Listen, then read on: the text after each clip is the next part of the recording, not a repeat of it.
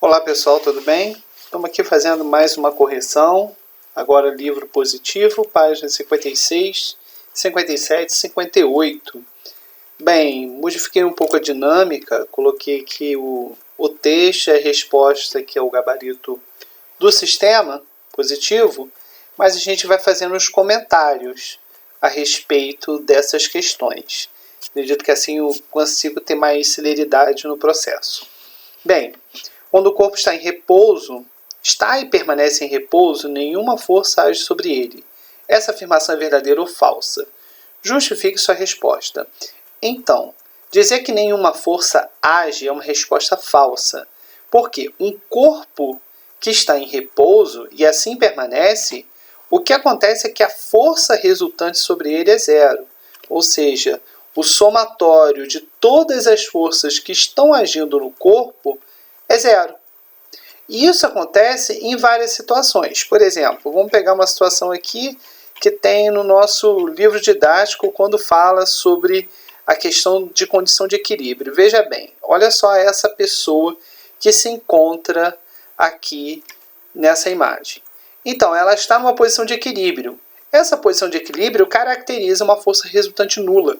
Ou seja, todas as forças que estão atuando sobre essa pessoa, o somatório dela dá zero. Aqui eu posso destacar duas forças. Primeiro, que é a força peso, que é a força com que o planeta Terra está agindo sobre ela, puxando, vamos colocar assim entre aspas, para baixo. E uma outra força que é a força que o apoio está exercendo sobre a mão dela e logo sobre o corpo, né, que faz ela ficar em equilíbrio. Ou seja, aqui existem duas forças e ela está em repouso. Ou seja, existe força sim atuando, porém o somatório delas é zero. Então, uma condição para que o corpo esteja em repouso não é que não haja forças, mas que a força resultante sobre ela seja zero. Ok? Então vamos para a questão 2. Testes de colisão são feitos para verificação, entre outros, dos dispositivos de segurança dos veículos. Um destes testes é apresentado nas imagens a seguir. A primeira foto retrata o início da colisão do automóvel contra o muro. O motorista estava com cinto de segurança e os demais passageiros não. Então aqui é uma questão clássica sobre o uso do cinto de segurança baseado nas leis de Newton. Bem, com base no que foi exposto em seus conhecimentos de física, responda se há necessidade de todos os passageiros de um veículo usarem cinto de segurança. Justifique-se a resposta. Pensando do lado físico, sim, todas as pessoas que estão dentro do veículo, todos os passageiros, têm que usar cinto de segurança. Pelo simples motivo, numa colisão como essa, a pessoa que está atrás sem o cinto, ela vai permanecer em movimento. O carro, as pessoas que estão à frente vão ter seus corpos. As pessoas que estão à frente terão seus corpos presos pelo cinto, mas quem está atrás não.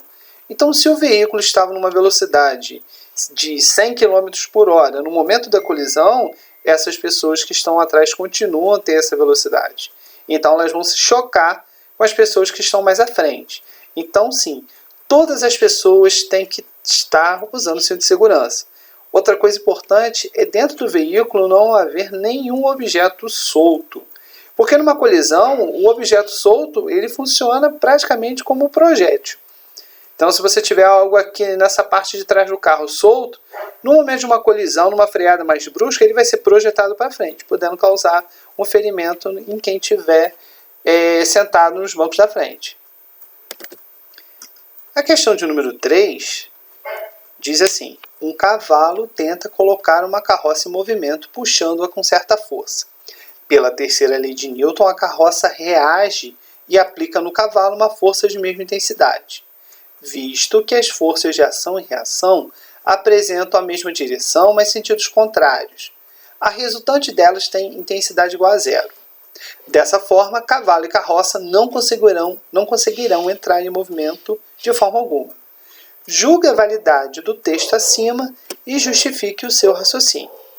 Então, aqui nós temos um problema que é comum nas pessoas que interpretam a terceira lei de Newton, que é o seguinte, olha só, a resultante delas tem intensidade igual a zero. Até dar uma grifada aqui para você perceber. Isso que não acontece. pelo simples fato das forças agirem em corpos diferentes. As forças só podem ter resultante zero se agirem no mesmo corpo. Então, aqui eu tenho uma força que age no cavalo e uma outra força que age na carroça. Então, essas duas forças, elas não se anulam. Mas, professor, por que então uma carroça não sairia do lugar? Aí nós podemos pensar nas forças que estão agindo sobre a carroça e não sobre o cavalo. O cavalo exerce uma força sobre a carroça, mas pode ser que haja, por exemplo, um atrito muito grande nas engrenagens ou entre o pneu e o piso onde esteja a carroça, que não permita com que essa carroça entre em movimento. Então, para a carroça não entrar em movimento, a gente teria que pensar nas forças que atuam sobre a carroça e não exatamente das forças que atuam no cavalo, porque quem vai se mover é a carroça. O cavalo está aplicando uma força sobre ela. Então a gente pode pensar dessa maneira. Bem, aqui você tem uma resposta pronta aqui do sistema positivo. A resposta válida faz a gente pensar um pouco, claro, está correto, mas a gente pode pensar assim: força resultante zero, sempre no mesmo corpo, nunca em corpos diferentes. A questão de número 4 assinala a alternativa correta sobre a força resultante sobre um objeto em movimento. Duas situações. Primeiro, força resultante diferente de zero. O objeto está em movimento acelerado. Força resultante igual a zero. O objeto se encontra em movimento com velocidade constante. São sempre duas situações.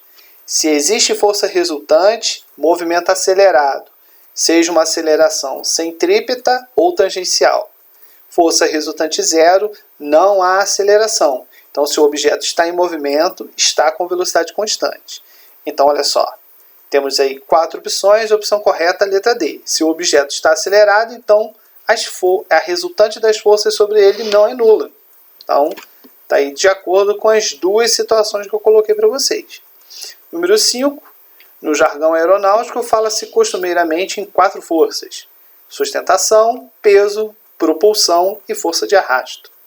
O diagrama de corpo livre de um avião está representado abaixo.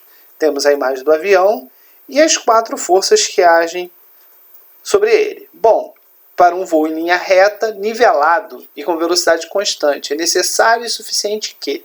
Bom, eu tenho aqui forças na vertical, forças na horizontal. Bom, a soma vetorial das forças na vertical e na horizontal tem que ser zero. Então, assim, vetorialmente, a força de sustentação somada com a força peso tem que ser zero. Vetorialmente, a força de arrasto tem que ser igual à força de propulsão, representada pela letra E aqui. Também tem que ser zero. Então, um voo em linha reta, nivelado, com velocidade constante, a soma vetorial, tanto na vertical quanto na horizontal, tem que ser zero. Então, a opção correta é a letra A. Número 6, uma questão aí tranquila. Você pode observar aqui que a gente vai aplicar a segunda lei de Newton. Eu resolvi no vídeo anterior umas questões muito parecidas, só não estava sendo aplicada aí a segunda lei de Newton.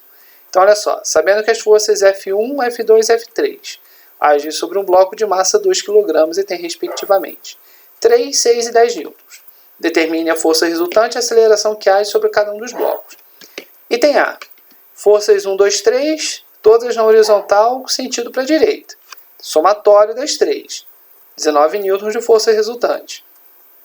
Aceleração utilizando a segunda lei de Newton. Força resultante igual a massa vezes aceleração. 19 igual a 2 vezes A. Bom, desenvolvendo aqui 9,5 metros por segundo ao quadrado. Ok? Item B. 2 forças para a direita, uma força para a esquerda. F1 que vale 3 com mais 10 com F3 que vale 10. 3 com 10, 13 para o lado direito. Menos 6 para o lado esquerdo, né? Sentido oposto, sinal negativo. Força resultante é 7 newtons. Aplicando a segunda lei de Newton, 7 dividido por 2, 3,5 metros por segundo ao quadrado. Sugestões de atividades aqui, ficava aí como uma ideia para a próxima aula. Tá certo, pessoal? Dúvidas? Podem escrever Escrevam preferencialmente pela plataforma ou volta o vídeo aqui, tá bom, gente? Vai dando pausa e faz com muita calma, tá ok? Então, estamos juntos. Em breve estaremos novamente na sala de aula. Grande abraço a todos.